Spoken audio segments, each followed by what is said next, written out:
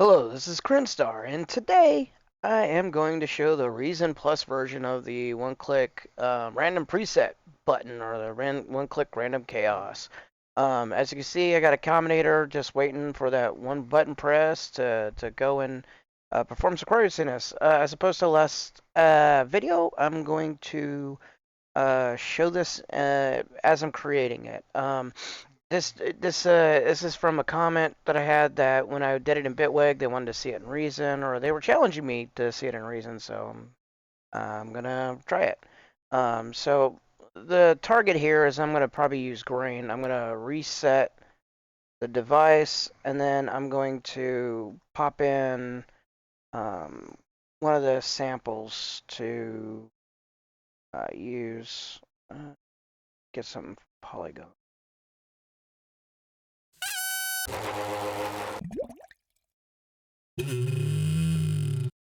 Yeah, that's pretty cool. Almost a didgeridoo level.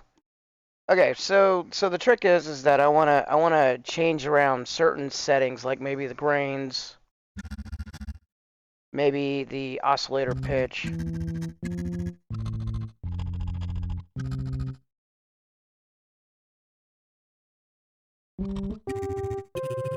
and stuff like that within this to get a kind of a randomized but controlled. I wanna click on this, and every time that it turns off or on, I want to be able to change the presets and then let them stay.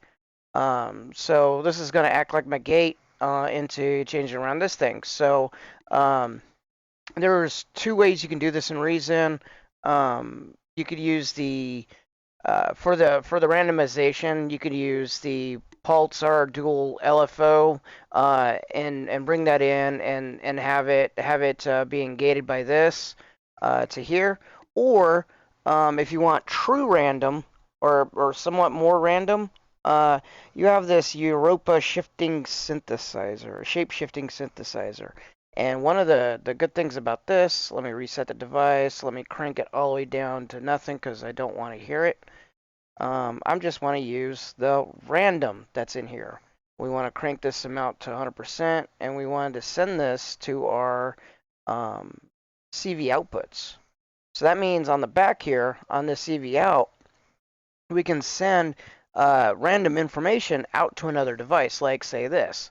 So let's go to here, let's go to CVN, and then let's say on my CVN, I want to change by 100%. I want to change the octave.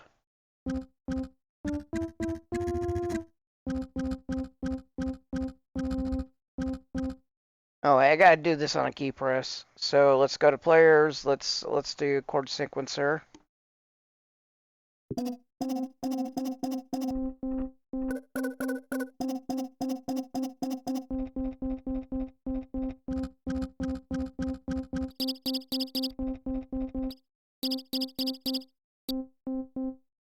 And already you can tell that basically it's already changing. The problem is that the preset's changing. There's no control of it. So it's sitting in this combinator for a reason. One of the cool things is that this combinator, you can do all kinds of cool stuff to these players. So what I want to do is I want to say that I want the single switch in here. Here, let's call this. I don't think you can edit the name of it, so not really sure. I forget how or why you can edit it, but anyway, this switch right here we can set to the player, and we can turn it off and on, or we could set it to run, which is even better. So let's turn it off.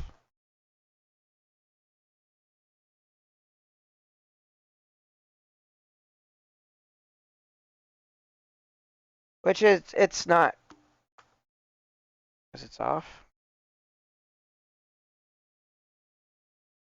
Oh, the run's not really doing it. So let's just do it off and on.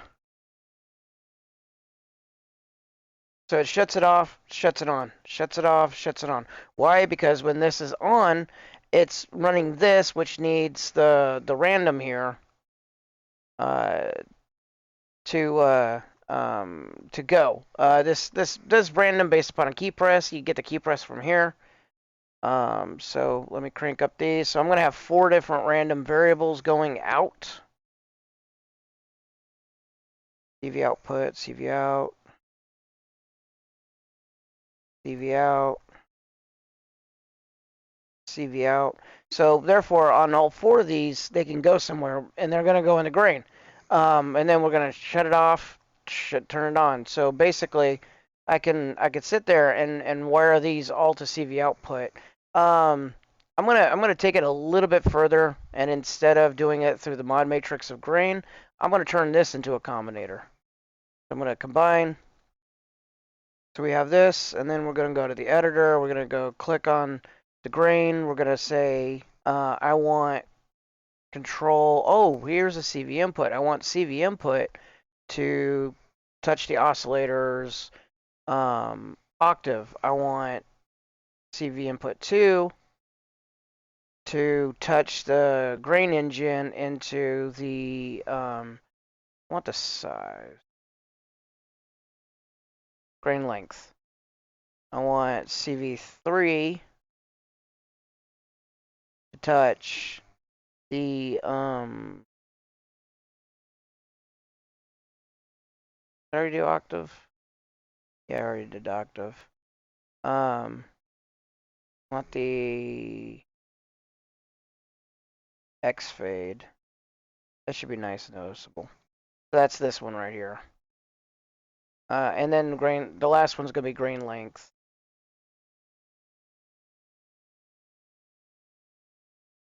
Actually, no, I mean rate. Grain rate. Rate spacing. There we go. Okay, so now I got it all in the thing. They're mapped to these. The reason why I map them is because you can actually, um, we can put an LFO on there and then get even more kind of kooky randomness mappings that if we want.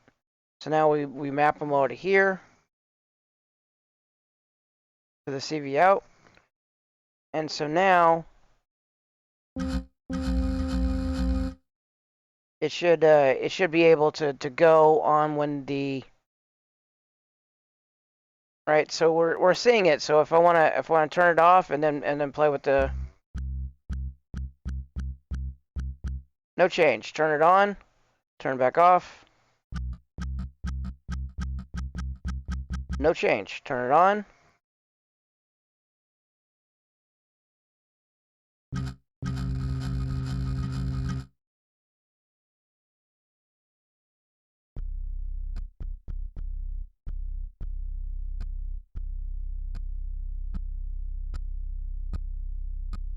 All right, that's really cool. So let's take it a step further in here because that was kind of I was talking about the Pulsar dual LFO, and we can do the same thing. And we're gonna pop it in here.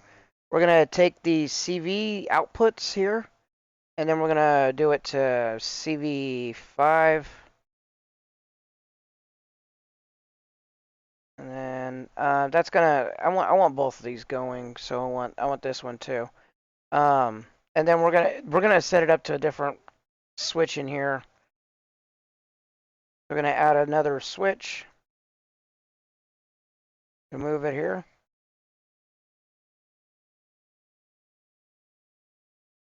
And then we're going to make the switch. We're going to go out. We're going to make the second switch. We're going to route it to the on and off of the pulsar.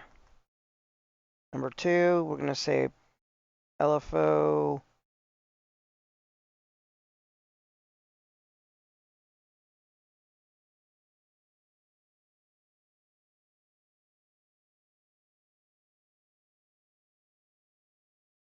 Interesting. There's no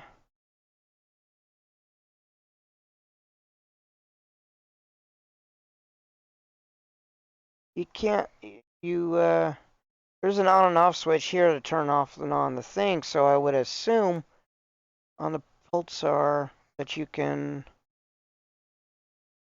rate sync level.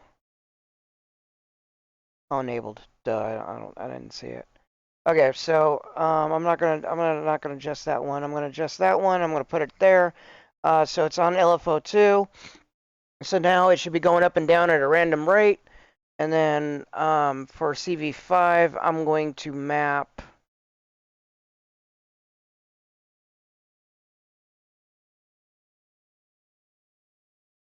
I'm going to map the grain. Let's do sample position. Let's do start. This should make it wonky.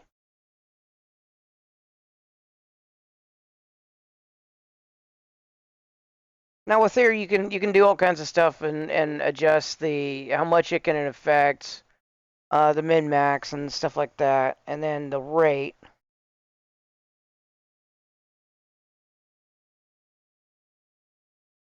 And you could do that with this one. Let me make sure that LFO doesn't have it enabled. Yeah, because it's always on. All right, so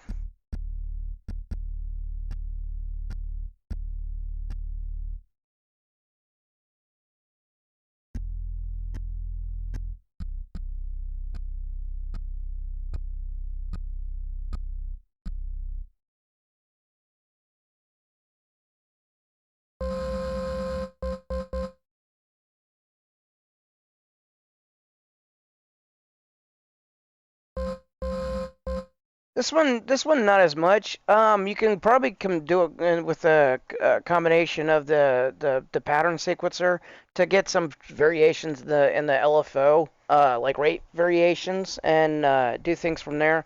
Um, Realistically, the Europa um, kind of works.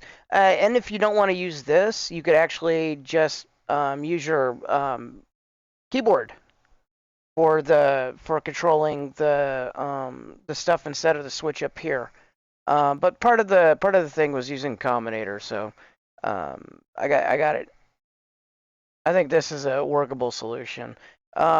It's kind of a waste though that there's not a random. You could probably download something, but I wanted to keep it Reason Plus devices only.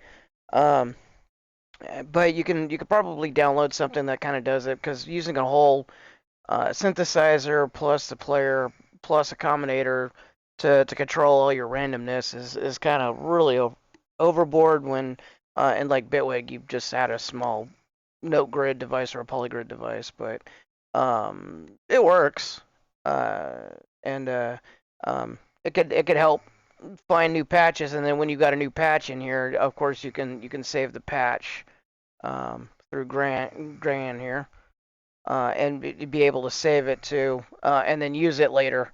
So this setup is primarily for discovering new patches only. Not pretty much. I wouldn't suggest it for playing around in a mix and trying to discover why you do it because obviously I'm trying to or you got this little setup here that's in there and it would kind of defeat the purpose. But at any rate, hope this answered the question, Hala, or if you were seeing if I knew it, or if you wanted to actually see it. Hopefully you got what you needed out of it. If not, I could try. Let me know. I'll try again at a later time. But I hope everybody else liked the video. And I will see you in the next one.